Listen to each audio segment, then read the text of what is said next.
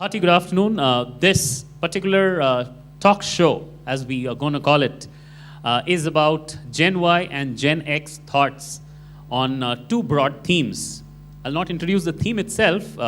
First, let's introduce each of the leaders, and then I'll reveal the topics. So I would call upon our young leaders, the Gen Y first. As I call out your names, please come and occupy your place on the dais. Gen Y leaders to my right, and Gen X leaders to my left. So the Gen Y leaders go first. Rahul Raje. Put your hands together to invite our Gen Y leaders. Ritu Gupta. Ashwin Perishad. And Sandra Mary Alex. So these are our young leaders who have some ideas to share with us. We were deliberating yesterday as to what could we do differently for this slot, and we best thought that we would have our leaders talk to us and enlighten us teachers and this organization and leaders at large about what ideas could we think about, reflect upon, and reckon with. What truths do they have to share with us? And that's the spirit of this talk show. Our Gen Y leaders and our Gen X leaders are going to share their thoughts about a set of broad themes. So next I would call upon dais our Gen X leaders, Kamal Gupta, Asutosh Mishra, Ashutosh Tripathi,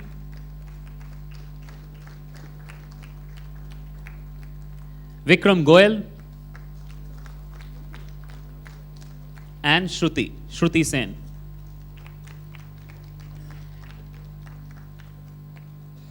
I think the Gen Y and Gen X leaders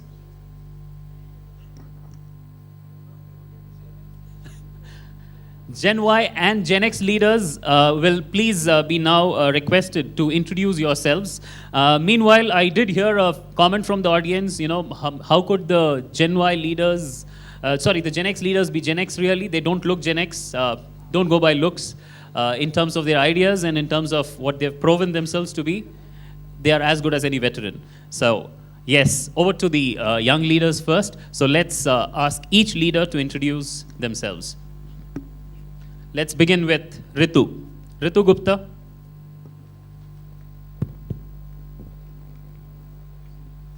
Hello everyone, happy Teachers Day.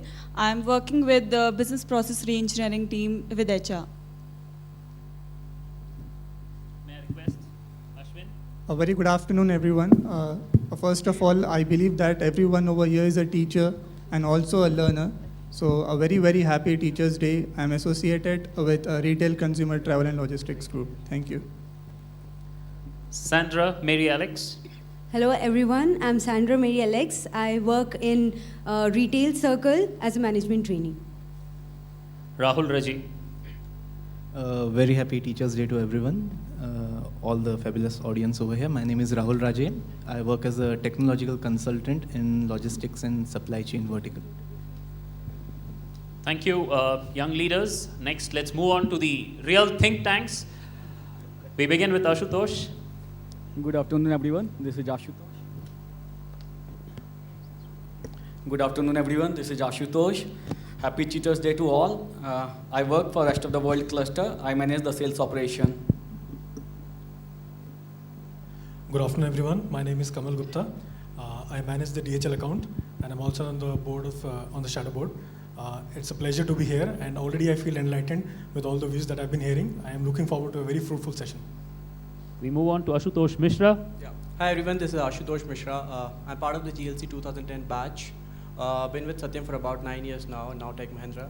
And I manage the business for Google India.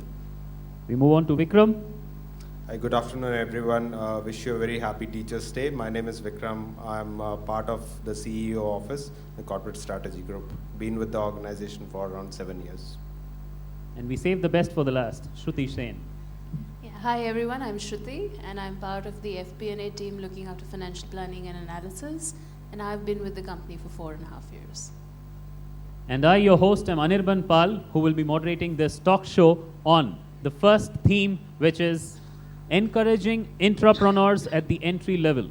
How does learning enable it? Just a brief introduction to the topic. The term entrepreneurs, I know, is quite new to some of us. Whereas most of you know the term entrepreneur. Entrepreneur is someone who builds and grows an organization, function, or a business from within the organization itself. So with this brief introduction to the term entrepreneur, we would now ask our leaders here, the Gen X on my left and the Gen Y on my right, to share their ideas about what they feel this organization has been doing, needs to do, and how well could we enable our freshers, our young talent. Typically, the Gen X has to speak about what we have done, and the Gen Y leaders can speak about what we further need to do. Meanwhile, should any of you in the audience as well have anything to share about, you could keep your thoughts ready.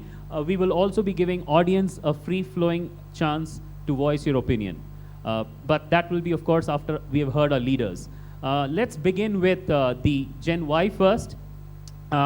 So Gen Y leaders, basically, as I've indicated, the theme is about encouraging entrepreneurs at the entry level and how does learning enable it. So over to the Gen Y leaders, please. Thank you, Arinbal.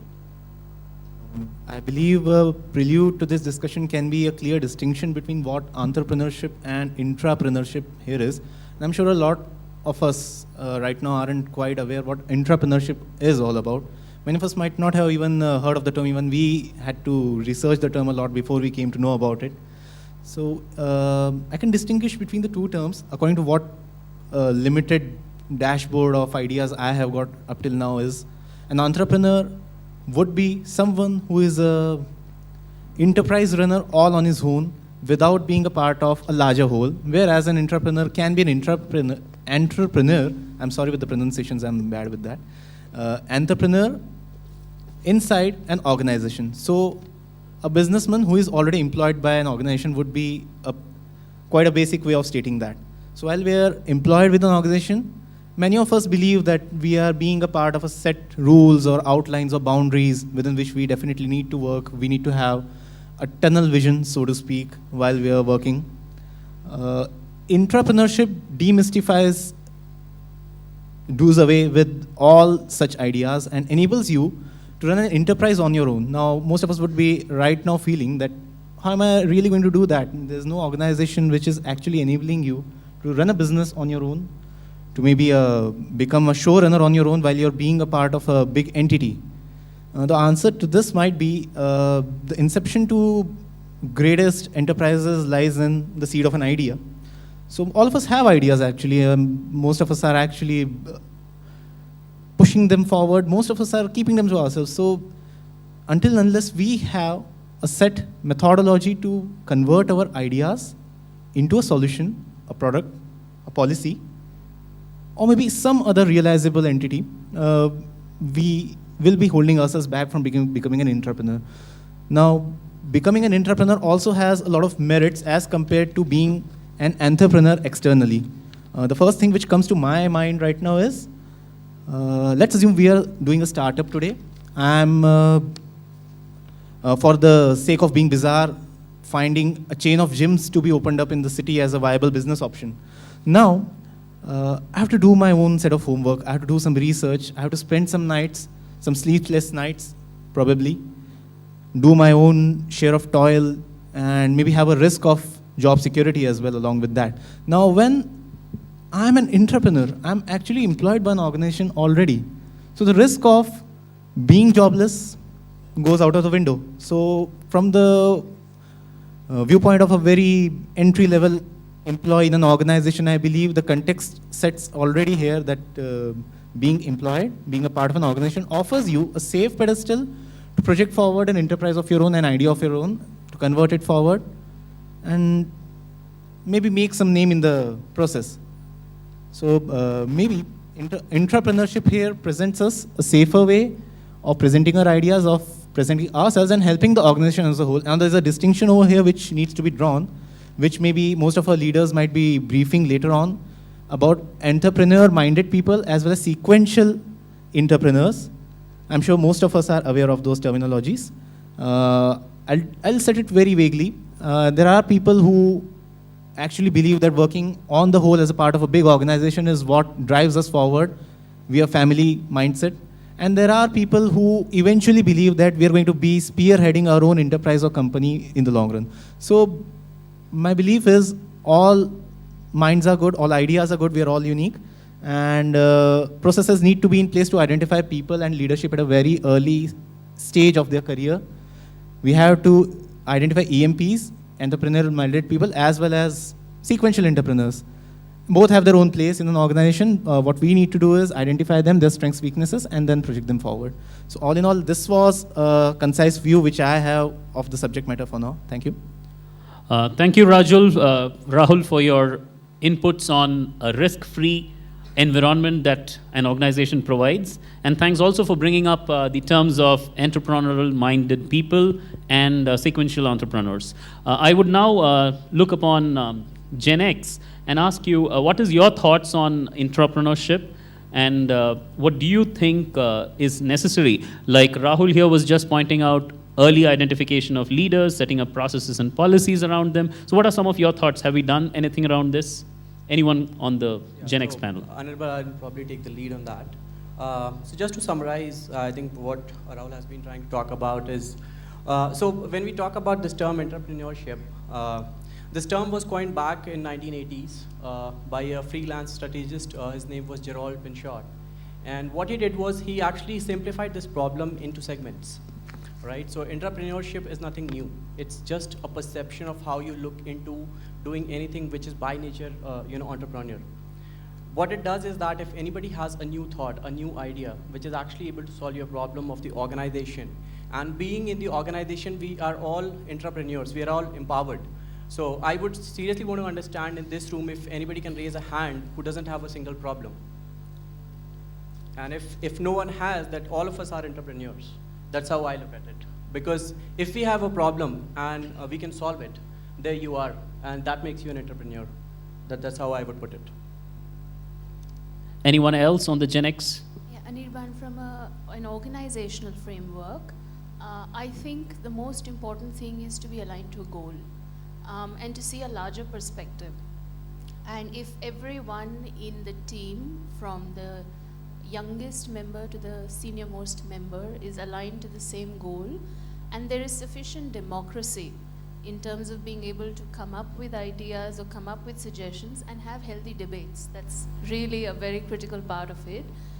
And as Rahul pointed out, have the safety net of failure if required. There is a fair amount of an environment of freedom to explore, freedom to experiment, and freedom to come out with new things. That's possibly the healthiest environment in which all entrepreneurial activity can sustain itself. Thank you, Shruti. I think Kamal has a point as well. I'll talk about the point that Rahul raised about entrepreneur-minded people and serial entrepreneurs. Now, this is a concept which was floated by Harvard Business. They find that there are people in organizations who are divided into two groups. First of all, let's understand what is entrepreneurship. Anybody with the ability to solve a problem, they call as an entrepreneur, because he has a fresh flow, a fresh idea, a fresh thought process, which can resolve a business problem. Now, there are two types of entrepreneurship that they have observed. One they call as the entrepreneur-minded people. These are the people who will be solving the business problems. But again, these people are more likely to be individual contributors. Just having individual contributors may not, really resolve the problem at the core. What you require is somebody who will coordinate these entrepreneur-minded people. There may be 1, 2, 3, many. These people need to be coordinated, and they will take control of these ideas and coordinate it in such a manner that it addresses the business problem best. So it is very important that right at the beginning stage we identify which is the type of entrepreneur quality a particular person has, and put him accordingly in those kind of situations where he can excel. So Ashutosh Tripathi. Thanks, Kamal, for the thought. In my view, when you were talking about one word and you put it risk-free, I was just reflecting upon it. Is it actually risk-free? No, it is. It is not. When you talk about entrepreneurs within the organization, you are equally responsible. You are going to see the same roadblocks. You are going to see the same challenges. What you have an umbrella. You have a support system to help you whenever you are finding any kind of difficulty. So these are almost the same path you are traveling to, but you have a support system which is surrounding you. When you look into entrepreneurship, and I would like to quote the example of our own organization, Tech Mahindra. So all the young minds, those who are sitting here, you have an idea. You put forward your idea, there's a system which is going to filter your idea, gonna support you to build your business case, and there is a funding to launch your own company within the organization. So when we see that we have 2015 goal, very ambitious goal to double our revenue, how are we gonna do that? Are we gonna follow the same conventional methods of growth? No, this is not gonna happen in that way. We need some unconventional thinking for the conventional problems. We need some leaders. We need to double the number of leaders as well when we are gonna double the revenue. So we need young minds to come up, and we have the system in place. The only thing which we need to focus, we are utilizing the existing assets, existing system in place. Thank you. So what we generally hear the Gen X say here is entrepreneurship or intrapreneurship, they are one and the same thing, excepting that it's not about being risk-free, it's more about organizing yourself and orienting yourself to organizational goals, solving problems as they come, and the organization to create a safety net, both in terms of a freedom to fail and a freedom to openly express, and a freedom to get identified and then prove yourself. So let's see what the Gen Y in turn thinks. And taking a cue from what Ashutosh Tripathi was just mentioning, what do we as an organization in TechM need to do? So this is my question to the Gen Y team. What do we need to do to achieve the Vision 2015 in terms of enabling entrepreneurs to help us go through this journey? Thank you, sir. I take the point from what Ashutosh have just mentioned. When you speak about any organization, not only on Tech Mahindra, what I come to the point to the ground. Like when you join as an entry level in an organization, you're exposed only to a technical role. So you're not giving the feasibility. The associate is given a myopic view. And I take the point which Shruti was mentioning some minutes back about the holistic view, ma'am. That is really a very valid point, and I take that. I think the organization should change the induction program. We have been doing from A to Z. We have been following from A to Z. In turn, we have to come back from Z to A.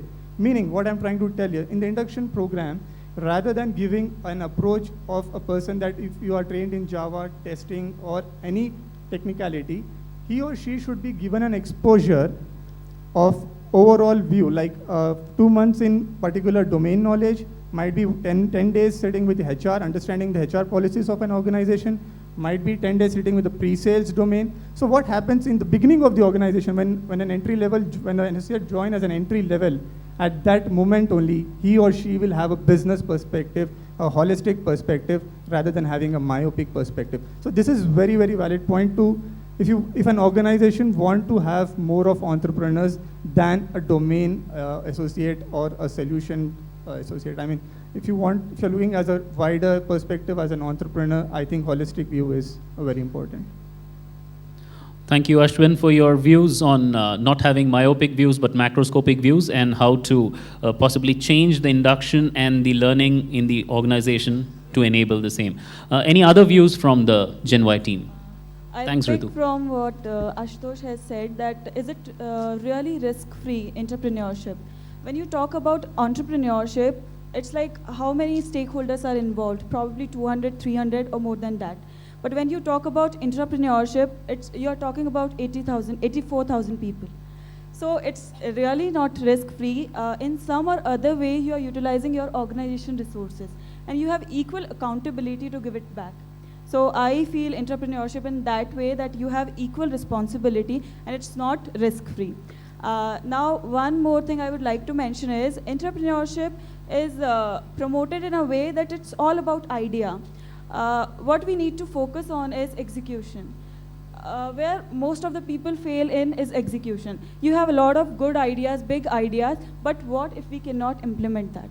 So I would say that whenever an organization is promoting entrepreneurship, a person should come up with idea as well as how I'm gonna execute this idea. It should not be all about, okay, I can do this, how you gonna do this, that matters a lot. Apart from that, whatever you are going to implement should be in line with your organization goals and objectives. That's what Shruti rightly mentioned. You might have a very big idea, but what if it doesn't fall with your organization big picture? So whatever you think, you should be thinking from organization perspective. And one more point I would add here is, whenever we talk about entrepreneurship, we talk about big changes. Nobody ever realizes that small change can make a big difference. You should think, it's not about, okay, 100% change I can make. You should start with 1%. So it's like, it's not about, okay, I can do this and it will affect the organization in a big manner. You can do something very small that can, later on you can realize the profit of that, but you can start with very small thing. So that's all I have to talk about entrepreneurship. Shruti, thank you. Meanwhile, it would be great if you could actually point out a few of those things, let's say 3 things that learning can do differently to enable the young minds to actually get into the entrepreneurial spirit. And in terms of the vision, I think BK already mentioned this afternoon that we are possibly looking at aligning to the Vision 2015 in terms of technical excellence, domain excellence, support excellence, operational excellence, managerial excellence, process excellence, etc. So what are those? You did mention about strengthen the execution engine, the implementation of the idea. What do you think learning can do? And again, anyone on the Gen Y panel can answer this. What does learning need to do differently? 3 things that we can possibly do. One point I definitely heard is change the induction mechanism to bring in new ideas and then hone and identify those idea leaders and give them the necessary support. Anything else? Giving perspective of different functional area would help a lot, because it's like you are working in one domain and you are aware about that domain only. So it will help a lot. And one thing, a person before becoming entrepreneur, he has to understand the ground reality. You cannot understand from the top perspective always. You should know that what is happening in ground. So if you can give that perspective, it will help a lot. More of experience sharing and cross-functional education right at the grassroots level is essential, is what I hear you say. Am I right? Is that okay? Any other leaders who have any other views to share? So practical business cases also will help at the time of induction, like what XYZ company, how did it grow from root to the higher level. So giving a broader picture on business cases of the companies will help during the induction also. All right. Rahul wants to share something. I'd like to add just a small pointer here. See, we traditionally a lot believe in this textbooks learning, because we've been taught that from schools and colleges. Now, transforming ourselves into an associate of an organization, an IT organization for our discussion, would require us to be more open-minded and open our eyes, as we had this myopic versus a diverse vision. So right now, education and learning, the way we can change it right now is introduction of more business areas, more markets, more geographies, the way business functions as against the way a module or a subroutine or a program works would be what I assume benefit more of our technical resources today. We have a lot of extremely high-octane technical resources in our organization who unfortunately might have a very skewed up or abbreviated picture of what business as a whole operates. Now, that might be a good thing to keep a tunnel vision at that level, but for me, if I really want to grow, the avenues should be present before my eyes very soon. I'm not really pointing that the avenues are not there. They of course are when the student, I believe, is ready, the teacher appears, but yes, for some cases, business should be exposed upon the people earlier in their career. Thank you, Gen Y. So I think 3 points that I take from what the Gen Y tells is, 1, change the induction and the entry level learning processes, introduce more cross-functional skills and cross-functional domain knowledge. One more point that I hear you say is, they did mention about ensuring that ideas at the grassroots level and idea leaders are identified, and they are in turn promoted, and they are given a supportive execution engine to make their ideas reality. And the third point that I heard them also say is you will have to ensure that you give them the right kind of broad level exposure to business and business drivers pretty early, which currently is not being given. And tech leaders or the initial tech folk seldom seem to have understanding of larger level business problems. I think those were the three things they have mentioned. So what does Gen X think? Is TechM really addressing these? What are we already doing? And what can learning do differently, if at all? Gen X leaders, please.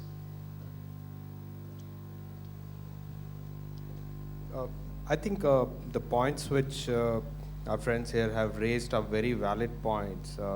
And I was kind of reflecting on what this organization kind of keeps our priority, especially with Mission 2015 being the driver for now, and at least for next 1 year. If you look at it, we have set a very ambitious goal for ourselves. And when we, when we validate our thoughts, our approach with the analyst community, what we increasingly hear from them is, if you have to, scale up to the next level with the kind of competitive environment which is set up now, you would have to be a transformational player. And we were kind of within the group reflecting what is a transformational player. A transformational player is one which can connect with the problems of the customer's business, which can understand the problems in their own language and not from the technicality, just from the technicality perspective, whether it's a Java system or a mainframes. So increasingly, the need is to move from being seen as a technology player to being truly a business or a domain player. And that is where I think learning has to play a very important role. We have really started efforts in that direction. If you see the kind of focus which for many, many years, the learning world has been giving to the organization. But at the same time, with the sponsorship coming right from the top leadership, you would see a lot of schools of excellence which have been rolled out in last year. Whether it is catering to the domain excellence or to the technical excellence or to the business excellence, and even to the subtle cultural excellence perspectives as well. But what more we could do, and I agree to the points mentioned, the lack of connect which an associate at a team member level may have with the big picture of the customer he or she is serving makes a big dent. So I was just imagining, if someone joins a project, the kind of briefing or the kind of KT that is given is purely in terms of what kind of coding, what kind of project scenario is. No one talks about what is the customer's end objective. What is customer telling them, which really drives how this customer for us is going to define their own needs. No one is talking about that. I think that is one area we should look at, which probably could be incorporated in the learning framework. The other point which I think is very much doable, and we are in the right positioning, what we used to call as M-Cube. Being the part of a $15+ billion group, Mahindra & Mahindra, with 108 companies, and there are so many domains available, I ask myself, why do we not utilize extensive domain expertise lying out there and take our associates to the field trips if possible. I mean, that could really change the perception of how industries actually work on the ground, because IT systems are just going to drive them, but the reality is what lies on the shop floor. So those are a couple of points which I think probably we can reflect on towards Mission 2015. Thank you, Vikram. Is this specific to the learning world, or are you also speaking at the larger organizational concept? Every business unit, every business leader needs to enable this in terms of some sort of a learning framework for the young associates. Anirban, to me, learning world has been a great enabler, but then I cannot imagine all human capabilities for this group to reach out and cater to each of the 84,000 associates. And that is where it is really important for the leadership of the business to start building that culture within the system itself. I was giving a suggestion to a couple of our friends who are doing business process re-engineering on the induction side. So I told them, when an associate, a new joinee walks in, and let's assume he or she is a lateral, when he or she walks onto a project and the induction may happen a few days later, the kind of discussions are purely on, again, reflecting back the kind of codes, the kind of project we would do. Can it not be made a coffee point discussion where the project manager takes him or her out for a cup of coffee and explain what this customer is about, what are their priorities, what are their CXOs talking about, how is it translating into the industry trends? Sure. And what does it mean for us in terms of if we need to become a strategic partner rather than being seen as a vendor? What So- does it mean to us? So what I hear is a suggestion to start a formal, informal coffee point Informal, discussion, absolutely. kind of a scenario where there's more of project learnings being shared. I think we're quite out of time, but I did see Shruti wanting to mention something. So Shruti will take one last opinion. Yeah, I wanted to mention systematic or systematized mentoring, because every leadership potential needs that little bit extra to unlock the full potential, to go the full, length, the full thing completely. And that may be in terms of interpretation, in terms of how to, a good idea that you have, how to approach it differently if you get stuck, in terms of who else to approach, in terms of cutting out the noise in your head, because often you have noise, and what is really important. So some sort of systematized mentoring stroke coaching to unlock your full leadership potential. Thank you, Shruti. So what we also hear Shruti say is we need a systematized mentoring for entrepreneurial ideas as well as for entrepreneurs to grow into intrapreneurs within the organization. All right, I think points well taken.